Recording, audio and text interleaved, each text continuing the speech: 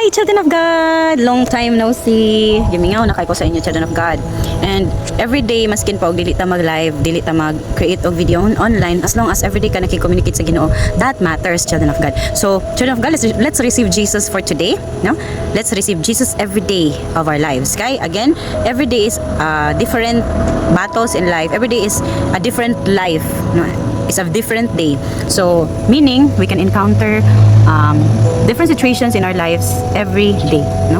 Every day is a new situations in our life.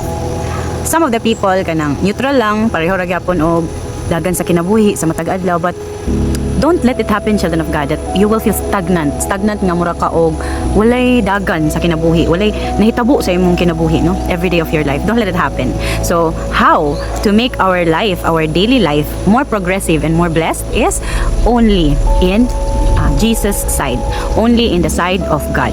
Let's turn to God every day of our life, no? Let's receive Him. Let's receive Jesus every day of our lives. So now, let's receive Him. You can repeat after me. Jesus Christ, forgive us from all our sins and shortcomings. We have done wrong through our own actions, our own words, and our own mind, or our own thoughts.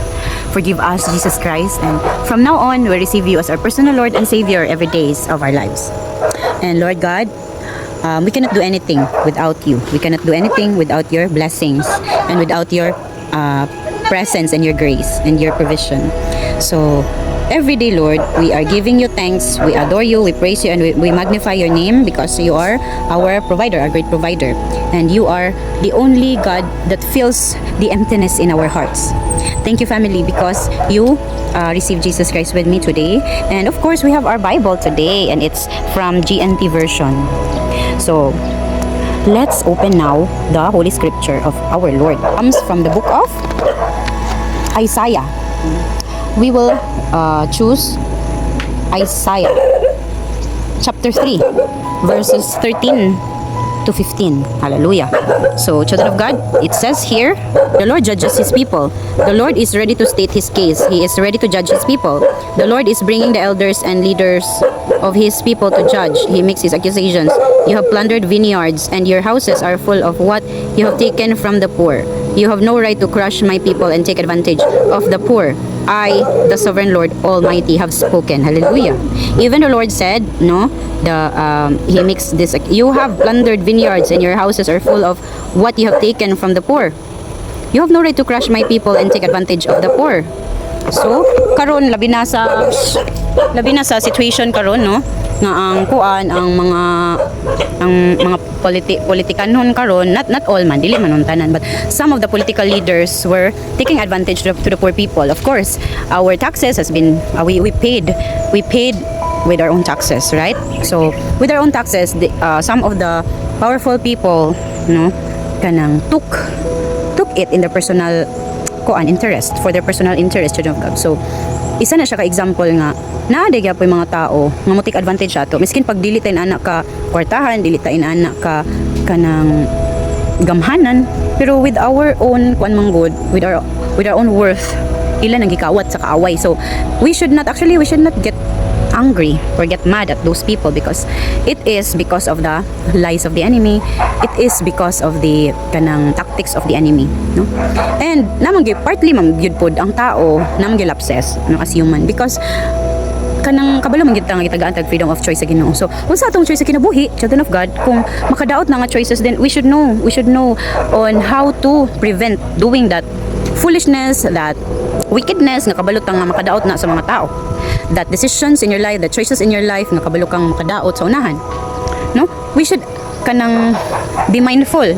We should be mindful with our actions, because through our own choices, as long as it's aligned sa Ginoo, nakasulat siya sa Bible nga if in case inana imong situation, that's the time that you apply what you've learned in the Holy Scripture. Mao nang kanang advantage sa isa ka godly nga tao kung magpuyo siyang kanang balaan. He or she will live in this world kanang holy, living righteous. Wala na sa inyong hunahuna ang bakak sa kaaway na no one is righteous, no one is holy. No one will be righteous, no one will be holy if dili po'y ka maning kamot nga mahimo kang righteous, mahimo kang balaan, mahimo kang holy in the sight of the Lord.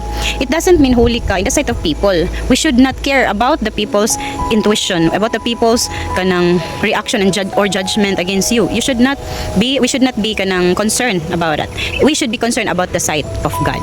Kung say atong na reflect nga mahimot ang Ginoo or dili siya mahimot, that is the only one or the only way the only thing that we should be concerned about, no?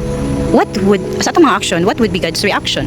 What would be God's kanang feelings on what you are reflecting on in your life as you live here in this world? Kung we made our actions pleasing to God or not, no? Or we made God happy with what we have done or not? It's up to us. It's up to us, children of God, on what we can do as long as God is pleased on that kanang certain actions we are doing each day. That's why nga, children of God, upon you wake up each day, we should thank Abba the Father. We should thank Yahweh. We should thank Him, we should glorify His name because we still have strength to get up. We still have eyes to see how beautiful His creations are. We should have ears to listen to the peaceful sound of nature. We should have, we still have nose, no, to breathe the clean air filled with oxygen that God has provided. There's a lot of things we should give thanks to. We should be thankful for. There's so much things for us to be thankful for. And thank you, simple thank you. I know it's not enough because everything that we have seen and unseen belongs to God alone, the Creator. Walay ato ani. We don't have any 1% from it. Even though atong mga sweldo, dili na ato Yan na tanan. Because we cannot gain income, we cannot gain money without the strength given from up above. We should not forget to thank the Lord our God. And about sa Bible, ang challenge nato about sa kanang sa Holy Scripture nga ato ang nabasa karon. The challenge for it is, as you can still remember, dili gusto ang Ginoo nga mo take advantage ta sa mga lower pa nato or less fortunate pa kaysa sa ato. We should not take advantage of them. We should lift everyone's life hearts to return back the glory to our God, Heavenly Father, with His begotten Son Jesus Christ. And that's all, children of God. Stay blessed, be blessed, and be positive at all times with the love of the Lord.